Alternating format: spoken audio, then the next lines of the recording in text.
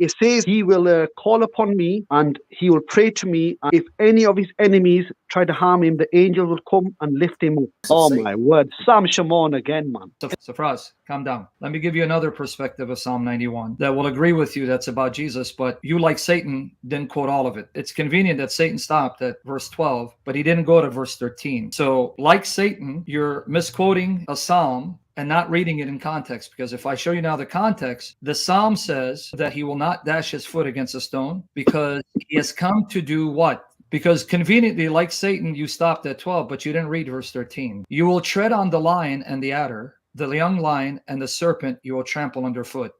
See, the psalm says that this individual will not fail until he accomplishes what? He will crush the lion, tread means under his foot, the serpent. It is not a coincidence that Satan is called the serpent and the lion. In 1 Peter chapter 5, verse 8, there it says Satan is a roaring lion. And then on top of that, he's the serpent, Revelation 12:9. So like Satan, you stopped at verse 12, but you didn't finish it to 13, because this one will not fail until he's crushed Satan. So if you want to show Revelation 12:9, hold on, Raz, let me make the case before you get animated. Revelation 12:9, who is the serpent? And the great dragon was thrown down, that ancient serpent who is called the devil and Satan, the deceiver of the whole world. He has thrown down to the earth, and his angels were thrown down with him. Now, where is Satan called a lion? Go to 1 Peter chapter 5, verse 8. So now let's read contextually, agreeing with you it's about Messiah and how it now destroys your case,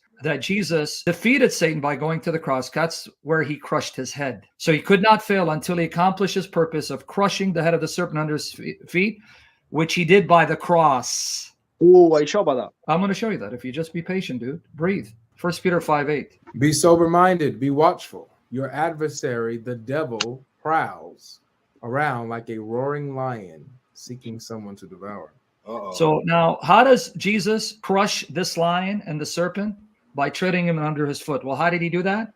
By the cross. And now let me show you. He's coming to fulfill Genesis 3:14 and 15. Because in Genesis 3:14 and 15, this is the prophecy, the seed of the woman. He will have his bruise crushed by the serpent as he then crushes the head of the serpent.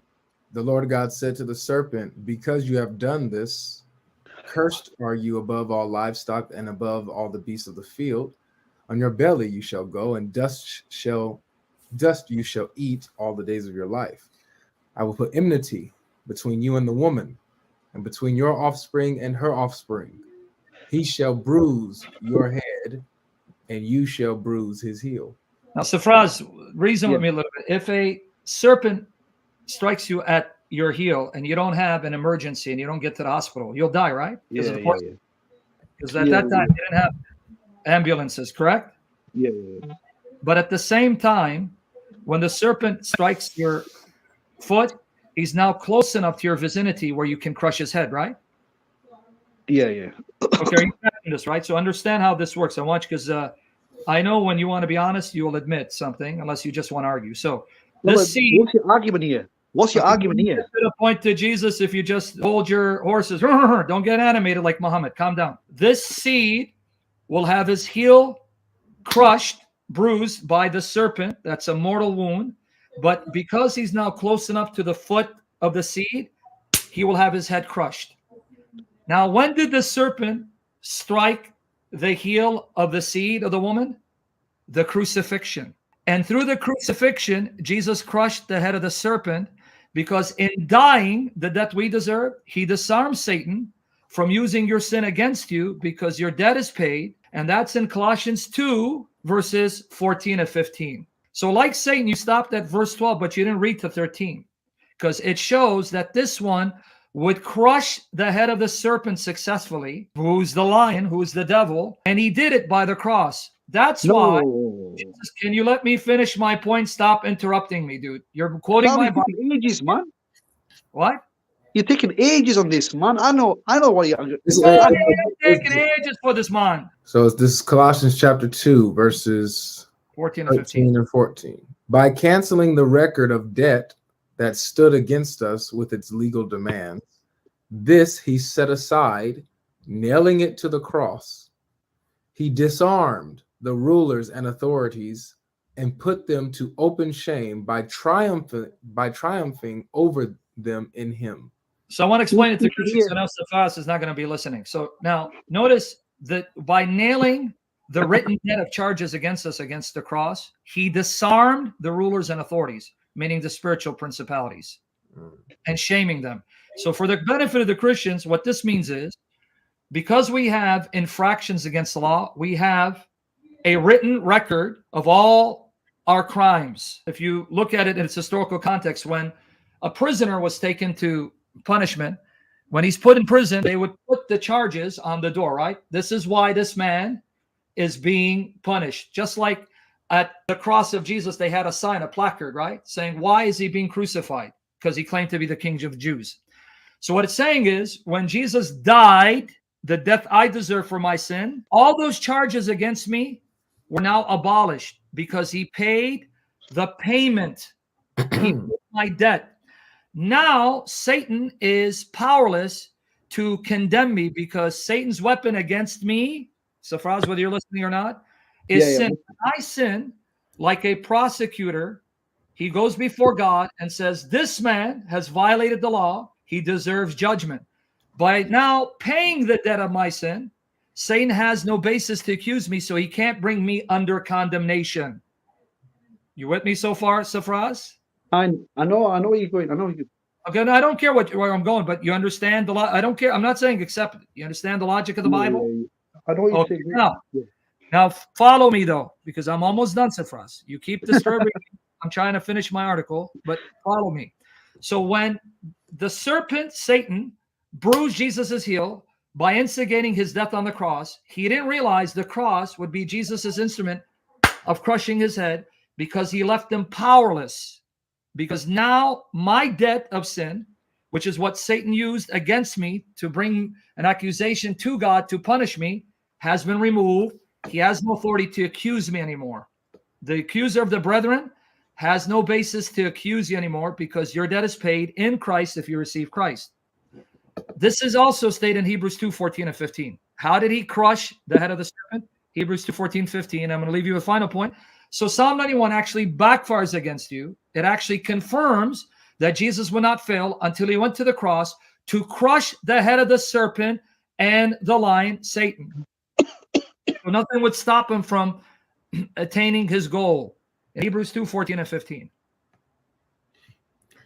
Since therefore the children share in flesh and blood, he himself likewise partook of the same things, that through death he might destroy the one who has the power of death, that is, the devil, and deliver. So before you move on, surprise, Cephas, how did Jesus destroy the devil? By his death. And he destroyed the devil, because Satan's authority over you was sin, and if you sin, you die. By now dying the death you deserve, he now left him powerless to bring any charges against you, so that you would come under God's condemnation and die. So Jesus's cross was the way that Jesus destroyed Satan. The cross would be Jesus' way of crushing his head.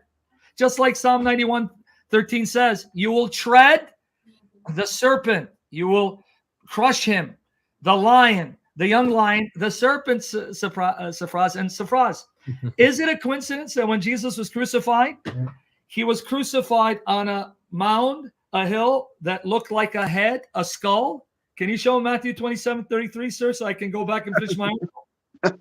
So Christians, you don't need to be afraid to apply Psalm 91 to Jesus. Just read 13 and shows you that this one would not fail until he accomplished his goal of crushing the head of the serpent, the lion, who is Satan, under his foot. And he did that through the cross.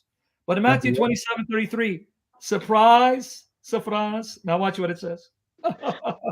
Oh, my word. Well, let me finish it, then you can start whining and complaining about me.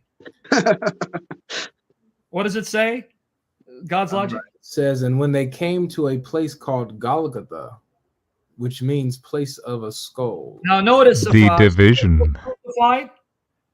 It was on a hill on a mound that looked like a head, a skull. Now, when you see the image, what you would see, Cephas, is that the cross, you have the stake that's being driven into that mound, right? So from looking at that perspective, it almost looks like that stake is piercing the skull, right? Because that was symbolic of Jesus's cross crushing the skull, the head of Satan. There you go, surprise, surprise, surprise. Now you're surprising me. Nothing. Nothing. You're surprising me. Surprise, surprise. He said he prayed not to die. Well, if you actually read it, guys, Matthew 27, Mark 14, Jesus's prayer is perfectly clear. Take this cup from me, yet not as I will, but your will be done. So he was resigning himself to the will of the Father. If it's possible that salvation could be through another path, then take this cup from me, yet not my will, your will be done. So obviously the Father confirms the cup is necessary, and so the Son resigns himself to the Father's will. But here's what he forgot. I just said that Jesus' death on the cross was to destroy Satan. What was Satan's authority and power over us? Sin, which brought about death. Sin brings death. How could Jesus destroy death if he didn't die and resurrect? Exactly. This was the point he didn't get because he's not listening. Jesus, in order to destroy the power of sin, which is death, and to destroy Satan's authority over death, he would have to die and then swallow up death and destroy it by his resurrection. So he would not destroy death if he didn't die and conquer it by his resurrection.